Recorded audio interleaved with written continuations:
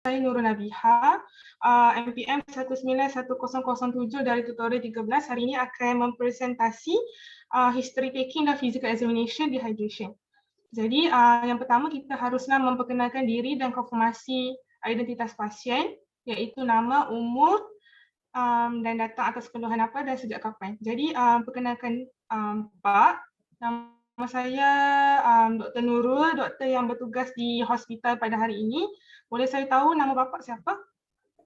Nama saya Mail. Mail. Okey, Pak Mail, hari ini Bapak datang ke sini atas keluhan kesakitan Bapak atau anak Bapak? Anak-anak saya. Boleh saya tahu nama anak Bapak siapa? Nama anak saya Ismail. Ismail. Anak Bapak umurnya berapa? Anak saya umurnya 7 bulan. 7 bulan. Lahirnya kapan, Pak?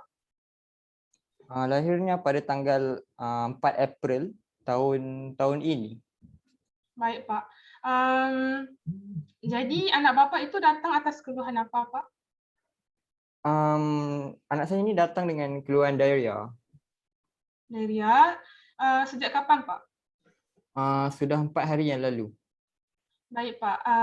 Jadi, Pak, diarrheanya itu dalam durasi 24 jam itu berapa kali, Pak, dia buang air besar? Kalau agak silap saya lebih dari 3, Dok. Baik, Pak. Jadi kalau dalam sehari itu, ketika anak Bapak Ismail buang air besar, fesesnya itu kalau dibandingkan dengan segelas aqua itu seberapa banyak, Pak?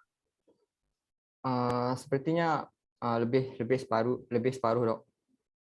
Baik, Pak. Jadi kalau Bapak itu lagi membersihkan tinjanya anak Bapak itu ada kelihatan berdarah atau berlendir atau encer gitu? Tinjanya kayak cair, Dok. Cair. Ya. Ada darah? Darah ada enggak? Ya. Okey, baik, Pak. Jadi anak Bapak Ismail ini ketika dia diarrhea makin baik atau makin memburuk? Makin memburuk, Dok. Semakin hari semakin buruk. Baik, Pak. Adakah anak Bapak ada rasa mual ataupun ada muntah gitu dalam 4 hari ini? Ada, Dok. Kerap enggak, Pak? Kerap juga sih. Sehari itu mungkin 2 kali. Okey. Terus ada riwayat demam, Pak? Ada, Dok. Udah lama, Pak, atau barusan Semenjak demamnya? anak saya diarrhea itu sudah ada demamnya. Okey, baik, Pak.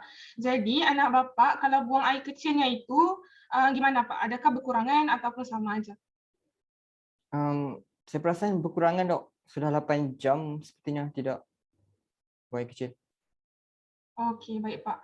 Terus berat badannya itu adakah berkurangan atau gimana? Berkurang sepertinya 1 kilo, Bu. Dok. Sebelum ni 7, sekarang sudah 6. Oh, jadi berat badan anak Bapak udah 6 kilogram sekarang? Ya. Okey. Anak Bapak, apakah dikasih air susu ibu ataupun udah masuk, udah minum formula, Pak? Setahu saya air susu ibu saja, enggak ada air formulanya. Enggak pernah ambil formula? Ya. Okey. Terus apakah dari hari anak Bapak ini terkena diarrhea, adakah Bapak ada berjumpa sama doktor ataupun ada ambil apa-apa ubatan gitu? Tidak, Dok. Okey, baik, Pak. Jadi kemungkinan anak Bapak Ismail ini kemungkinan dia itu mengalami dehidrasi. Jadi saya akan mengkonfirmasikan dengan physical examination, Pak. Jadi adakah Bapak bersetuju saya melakukan physical examination kepada anak Bapak? Setuju, Dok. Okey. Baik, Pak. Terima kasih. Jadi apa yang kita lakukan ketika physical examination, yang pertama kita akan melihat ekspresi anak Bapak, iaitu adakah dia rewel ataupun adakah dia itu kelihatan normal. Terus kita lihat di fontanelnya itu, di sini di skalnya adakah kelihatan cengkung. Terus di matanya itu kita lihat adakah pasien kelihatan matanya cengkung. Terus kita juga melihat air matanya adakah basah ataupun kering semasa pasien menangis. Okey, seterusnya kita akan memberikan air pada pasien menggunakan senduk. Terus kita lihat sama ada pasien ini kelihatan rakus minumnya ataupun kelihatan tidak bisa minum ataupun normal saja. Terus kita akan melakukan pinch test di pasien, iaitu di bahagian lateral abdomen sejajar sama umbilicusnya di sini. Jadi kita akan pinch ataupun mencubit pasien selama 1 saat. Terus kita lihat sama ada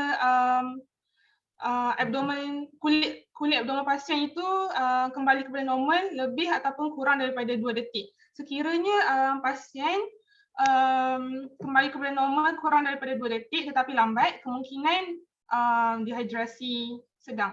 Tetapi sekiranya pasien kembali kepada normal lebih daripada 2 detik dan sangat lambat, kemungkinan dehidrasi berat. Terus kita akan membuka lampin pasien dan melihat di bahagian perianal pasien sama ada kelihatan ruam atau tidak, dan juga lihat sama ada fesesnya itu memang ada darah atau tidak. Jadi Pak, untuk anak bapa Ismail bin Mail, saya diagnoskan anak bapa ini dia diarrhea dengan dehidrasi sedang, Pak. Okey Bu, Okey, Pak. Dok, terima kasih. Jadi untuk rawatannya disebabkan anak bapa ini dehidrasi ringan sedang, jadi saya akan memberikan Oralid, iaitu jumlah Oralidnya adalah 75 ml per kilogram anak bapa yang diberi pada 4 jam pertama. Ataupun sekiranya bapa tidak tahu berat anak bapa yang sekarang, kita akan memberikan 300 ml sekiranya anak bapa ini kurang daripada 1 tahun. Sekiranya anak bapa 1 hingga 5 tahun, kita akan berikan 600 ml. Terus sekiranya anak bapa ini lebih dari 5 tahun, kita akan memberikan 1200 ml. Seterusnya, Oralid ini adalah untuk dehidrasi kerana anak bapa disyaki dehidrasi. Seterusnya kita akan memberikan zinc.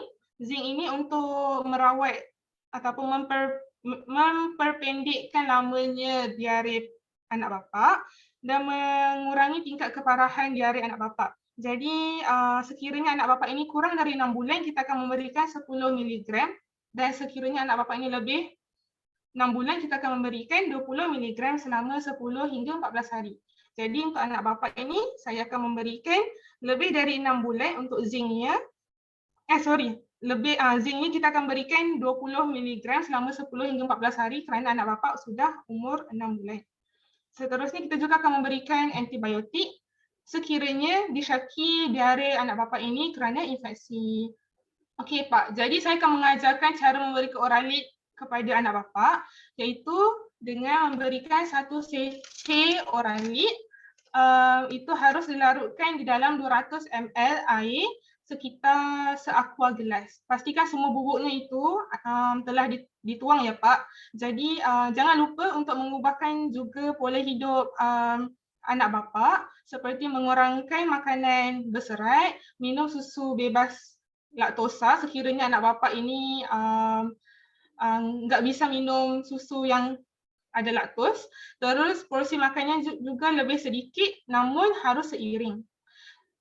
Baik Pak, apakah Bapak faham atau ada yang ingin ditanyakan? Tidak Dok, sudah faham. Okey, baik Pak. Terima kasih. Semoga anak Bapak Ismail bin Mail cepat sembuh. Terima kasih Dok.